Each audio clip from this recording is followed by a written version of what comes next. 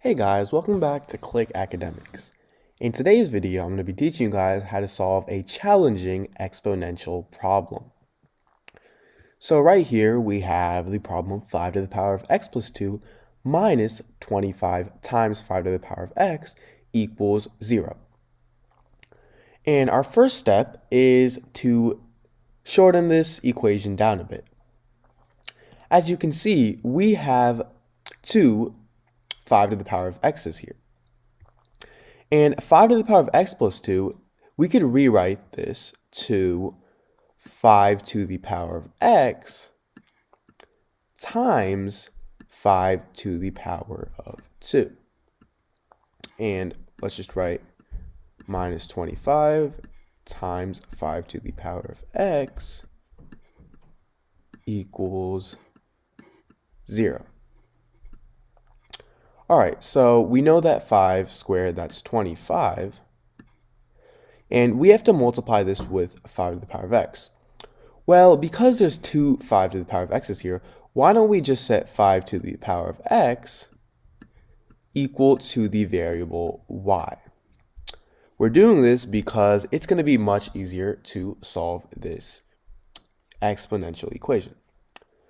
So 5 to the power of x equals y, then this is 25y minus 25 times 5 to the power of x, which is y as well. And this equals 0. And as you can see, 25y minus 25, well, that's just simply 0. So as you can see, we have 0 equals 0. Well, that's not a solution. And this actually means that any value that we put for y will make this equation true. As you can see, if we plug in 1 for y, that's going to be 25. Let me write this here. 25 times 1 minus 25 times 1 equals 0. And that's just simply 25 minus 25, which is still 0 equals 0. And any value that you plug in for y will work. And now why don't we try this in the actual equation itself? Let's plug in a random value. Let's say we have 2, right? We have 5 to the power of x equals 2, so 2 plus 2 minus 25 to the power of 5 to the power of 2. 5 to the power of 2 plus 2 is the same thing as 5 to the power of 4 minus 25 times 5 squared is 25. 5 to the power of 4 is 625, and so is 25 times 25. And as you can see, 625 minus 625, this equals 0. So x has an infinite amount of solutions.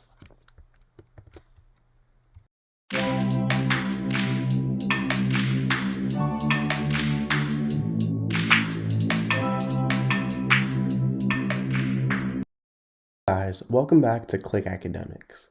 In today's video, we're going to be solving this exponential equation.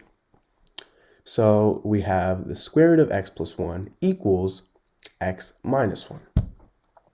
And as you can see, we have a square root here, and we want to get rid of that. That's our goal. So what we're going to do is we're going to square both sides.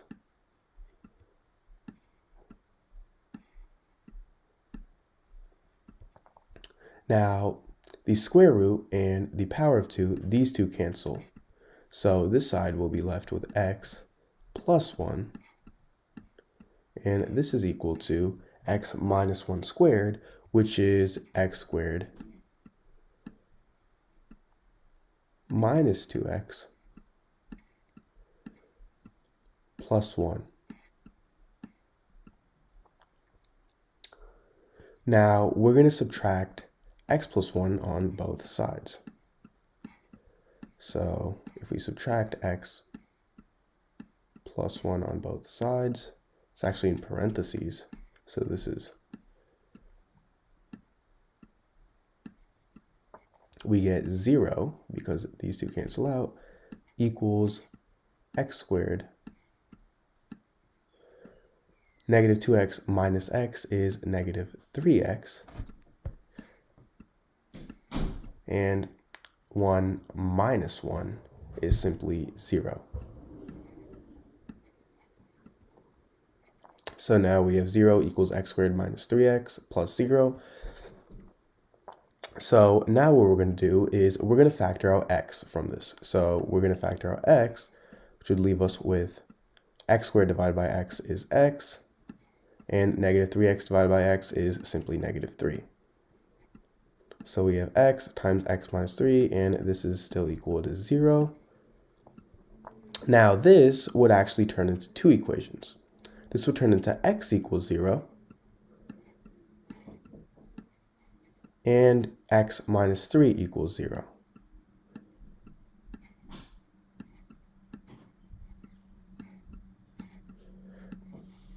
Now x equals 0 is already a solution, so we could go ahead and circle this. This is already a solution. For x minus 3 equals 0, we simply add 3 on both sides, and these two cancel out, so we get x equals 3. So we have x equals 0 and x equals 3. Now, if we plug in 0 into the equation, we get the square root of 0 plus 1 is 1 equals 0 minus 1 is negative 1.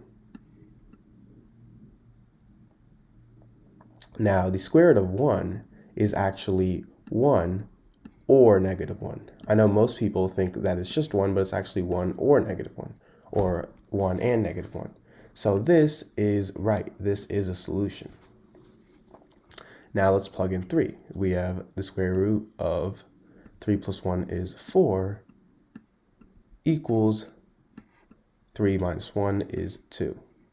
Now the square root of 4 is 2, so we have 2 equals 2, and this is right as well.